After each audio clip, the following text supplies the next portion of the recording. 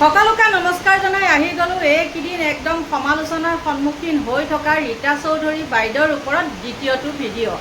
বন্ধু বান্ধৱীসকল, কি ক'ম আপোনালোকক, আচলতে সমালোচনা কৰিবলৈ যিগৰাকী সমালোচনা কৰিছে, মানে ডক্টৰ ৰীতা চৌধুৰী বাইদেউক যোনে সমালোচনা কৰিছে, সেই সমালোচনাকাৰীসকলৰ এটা যোগ্যতা থাকিব লাগিব। আৰু সেই যোগ্যতাবিহীনভাৱে বোলে কয় হাঁহটো বুজে পাৰতো, ঠিক তেনেকুৱা হৈ পেলাই বাইদেউক কিছুমান ট্ৰল কৰি আছে।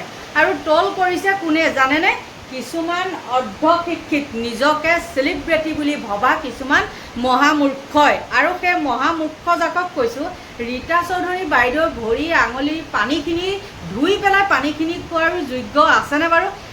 যেতিয়া জুবিন গাৰ্গ ঢুকাইছিলে, সেই যিটো সাক্ষাৎকাৰ আছিল জুবিন গাৰ্গৰ অন্তিমটো সাক্ষাৎকাৰ, সেইটো সময়ত ৰীতা চৌধুৰী বাইদেউ খুব ভাল আছিলে, হয়নে নহয়? খুব ভাল, ইছ ৰাম, একদম ক'বই নালাগে।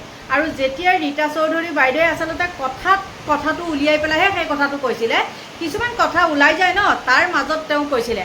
আৰু তেওঁতো কাকো ব্যক্তিগতভাৱে ক'বলৈ যোৱা নাই, নহয় জানো? কিন্তু তেওঁ এটা সাক্ষাৎকাৰ লৈছে, আৰু সেই সাক্ষাৎকাৰটোতহে তেওঁ কথা ওলাই পেলাই তেওঁ কিছুমান মত প্ৰকাশ কৰিছে। আৰু তাকে লৈ এচামে নিজে থাৰ্ড ক্লাছ, নিজে লোকৰ পৰা লুটি পুটি খোৱা ছ'চিয়েল মিডিয়াত কি হৈছে, যিজনী কথা কৈছোঁ মই, নগাঁৱৰ এজনী, সেইজনী হৈ পেলাই যেনেকুৱা জেললৈ গৈছে, মূৰ ফটাফটি হৈছে, বা তেওঁ কিমানৰ পৰা কিমান টকা খাইছে সেইবিলাকো ছ'চিয়েল মিডিয়াত ওলাইছে। ব্যক্তিগতভাৱে ভাল পোৱা পুৰি আছিলে, সেইবিলাকৰ পৰা কিমান টকা খাইছে তেওঁ ভাবিছে কি, মোৰ কথা কোনেও নাজানে, মই একেবাৰে চেলিব্ৰিটি, হয়নে নহয়? চুলিকেইডাল একদম ফনিয়াই ফনিয়াই আঁচুৰি ল'ব, ষ্ট্ৰেট কৰি ল'ব, তেওঁ ভাবিছে একদম মোতকৈ আৰু ওপৰৰ মাল কোনোৱে নাই, মানে কি ক'ব আৰু। আৰু সেইজনী সিদিনাখন এটা মই সাক্ষাৎকাৰ দেখিছিলোঁ, নামটো কিবা, মানে কি হয় জানে, ঘৰুৱা কিছুমান কথা সেইজনীয়ে হেৰি কৰি থাকে, ফেচবুকত দি থাকে, মানে ঘৰৰ মানুহখিনিৰ লগতো ভাল নাই, তেনেকুৱা এটা পৰ্যায়ৰ মাইকীয়ে সেই ৰীতা চৌধুৰী ঘৰৰ মানে ভিতৰ চৰাৰো কথা তেওঁ কি কৰিছে, ছ'চিয়েল মিডিয়াত দিছে। আৰু সেই কথা লৈ ছ'চিয়েল মিডিয়াত কি হৈছে, বাইদেৱে যেতিয়া পাইছে সেইবিলাক কথা, বাইদেৱে কৈছে মই সেইবিলাক কেৰেপে নকৰোঁ, মই সেই কথাটো এটা সাক্ষাৎকাৰত কিবা কথা ওলাই পেলাই মই কৈছিলোঁ, কিন্তু সেইটো লৈ পেলাই যিসকলে সমালোচনা কৰিছে, সেই সমালোচনা কৰাসকলৰ যোগ্যতা ক'ত আছে, কিহৰ ভিত্তিত মানে বাইদেউক সমালোচনা কৰিছে? আৰু পাৰিবনে বাৰু তেওঁৰ নিচিনা এগৰাকী হ'ব পাৰিব জানো? কিন্তু কি হ'ল জানে, বাইদেৱে আজি সেই যেতিয়া সমস্যাৰ সন্মুখীন হৈছে, বতৰেও কিন্তু বৰ একদম হেৰি কৰিছে, নুশুনিবও পাৰে দেই মোৰ কথাখিনি, তথাপিও কিন্তু ভলিউমটো ডাঙৰ নহয়, শুনিব চাগে মোৰ বিশ্বাস। আৰু সেই ছায়ামণি ভূঞা, তেওঁৰ লগত এটা সাক্ষাৎকাৰ, আৰু সেই সাক্ষাৎকাৰটোত বাইদেৱে একদম সুন্দৰকৈ কথাখিনি বুজাই দিছে। যাৰ মগজ আছে তেওঁলোকে বুজি পাব, আৰু যাৰ মগজ নাই সেইবিলাকে বুজি নাপাব। আৰু যিজনীয়ে সেই সমালোচনা কৰিছে, নগাঁৱৰ মই যে কৈছোঁ চেলিব্ৰিটি বুলি, কোনোবা মানুহ এটা পালেই হ'ল, ফটো এখন মাৰিব দিব, এনেকুৱা টাইপৰ। আৰু সেইজনীৰ লগতে মিলে কোন জানেনে, এই শিখা পাগলীজনীৰ কথা ক'বলৈ গ'লে আপোনালোকেতো গমেই পায়, সেইজনীক আচলতে সমালোচনা কৰি লাভেই নাই। ইমান বেয়া শব্দ ব্যৱহাৰ কৰি পেলাই সেইজনীক কমেণ্ট কৰে, তথাপিও মানে নিলাজ, একেবাৰে থাৰ্ড ক্লাছ। আৰু সেই ছাগলীয়ে ছাগলীক পায় বুলি কয় যে, সেই ঠিক তেনেকুৱা। আৰু চব ছাগলী কিছুমান মিলি লৈ পেলাই ৰীতা চৌধুৰী বাইদেউক কৈছে, মানে সেইবিলাক সমালোচনা কৰিছে বা ট্ৰল কৰিছে। কিন্তু ৰীতা চৌধুৰী বাইদেৱে আকৌ সিহঁতৰ কথাত গুৰুত্বই দিয়া নাই। ছায়ামণি ভূঞাৰ ওচৰত তেওঁ আজি যিটো ইমান সুন্দৰ সাক্ষাৎকাৰ দিলে, সঁচাকৈ আপোনালোকে চাবচোন, বহুত ভাল লাগিব শুনি পেলাই। আৰু মই বিশেষতে কি জানে, যুক্তিপূৰ্ণ কিছুমান কথাহে মই মানে কৈ ভাল পাওঁ বা ভিডিঅ' বনাই ভাল পাওঁ। মানুহৰ আগত ভিডিঅ' বনাই ক'লে তেতিয়া অকণ গুৰুত্বটো দিয়ে, নহ'লে মানে এনেই আৰু বেলাই থাকিলে ক'ত কি হ'ব, নহয় জানো? আমি যিহেতু ছ'চিয়েল মিডিয়াত ইউটিউব চেনেল আছে যেতিয়া, তাতে মই মানে কি হয়, মোৰ মনৰ কথা কিছুমান মই ব্যক্ত কৰোঁ।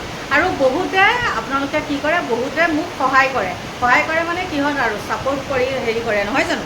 সেই কিন্তু যিয়ে নহওক, আজি ছায়ামণি ভূঞাৰ লগত ৰীতা চৌধুৰী বাইদেৱে ইমান ধুনীয়া কথা কেইটামান কৈ দিলে, মানে কম কথাতে বহুখিনি কথা মানে কৈ দিছে। আৰু সঁচাকৈ সেই জধামূৰ্খবিলাকৰ জানো মগজত সোমাব? তেওঁলোকে বেয়া বেয়া শব্দ ব্যৱহাৰ কৰি পেলাই ছ'চিয়েল মিডিয়াখন গেলাব জানে, তাৰ বাদে একো নাজানে। ঘৰত কাৰ লগত কাজিয়া লাগিছোঁ, কাৰ লগত কি লাগিছোঁ সেইখিনি ক'ব জানে হা, শাহুৱেক কেনেকুৱা দেউৰেক কেনেকুৱা সেইবিলাক ক'ব জানে, তাৰ বাদে মানে বেলেগ আৰু একো নাজানে। আৰু সেইবিলাকে কি কৰে, ৰীতা চৌধুৰী বাইদেউক মানে হেৰি কৰে, মানে সমালোচনা কৰে। ছ'চিয়েল মিডিয়া একেবাৰে ফালি থাকে মহামূৰ্খবিলাকে, আৰু সেই মহামূৰ্খবিলাকৰ কমেণ্ট বক্স চালে আপোনালোক আচৰিত হৈ যাব। আৰুনো কি ক'ম, আপোনালোকে চাওক ছায়ামণি ভূঞাৰ লগত ৰীতা চৌধুৰী বাইদেৱে আজি সেই জাকক কেনেকুৱা প্ৰত্যুত্তৰ দিছে। মগজ আছে যদি তেওঁলোকে মানে হেৰি পাব, ঢুকি পাব, আৰু মগজ নাথাকিলে ঢুকি নাপায়। নাই, আচলতে মগজ নায়েই। মগজ থাকিলেনো সেই বেলেগৰ সাক্ষাৎকাৰ এটা লৈ পেলাই তেওঁ সমালোচনা কৰে নে? নিজৰ ব্যক্তিগত কথা ময়ো কৈ দিব পাৰোঁ, সেইবুলি মোৰ ওপৰত তহঁতে আঙুলি তোৱালে হ'ব নেকি? ময়ো কিবা কিবি কথা কৈ দিব পাৰোঁ, হয় নে নহয়? মোৰ চকুকেইটাও দান দি থৈ যাব পাৰোঁ। মই সেইখিনি লৈ পেলাই মই সাংবাদিক এজন মাতি আনি পেলাই মই এটা সাক্ষাৎকাৰো মই মোৰ পৰা লোৱাব পাৰোঁ। এইবিলাক বহুত কথা আছে। সেই মহামূৰ্খবিলাকে আকৌ সেই তিলটোকে তালটো কৰি এনেকুৱা এগৰাকী বাইদেউক মানে কি কৰিছে, মানে ট্ৰল কৰি আছে। গতিকে বন্ধু বান্ধৱীসকল আপোনালোকে চাই লওকচোন। মই যেনেকৈ ভাবোঁ কথাবোৰ, সেই কথাখিনি সেইদিনা হয়তো মই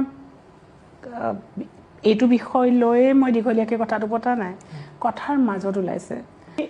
যিসকলে এটা ঋণাত্মক দৃষ্টিভংগীৰে কাৰোবাক চাবলৈ যেতিয়া সিদ্ধান্ত লৈ লয়, তেতিয়া তেওঁলোকে যথেষ্ট বহুত সুৰুঙা উলিয়াই ল'ব পাৰে।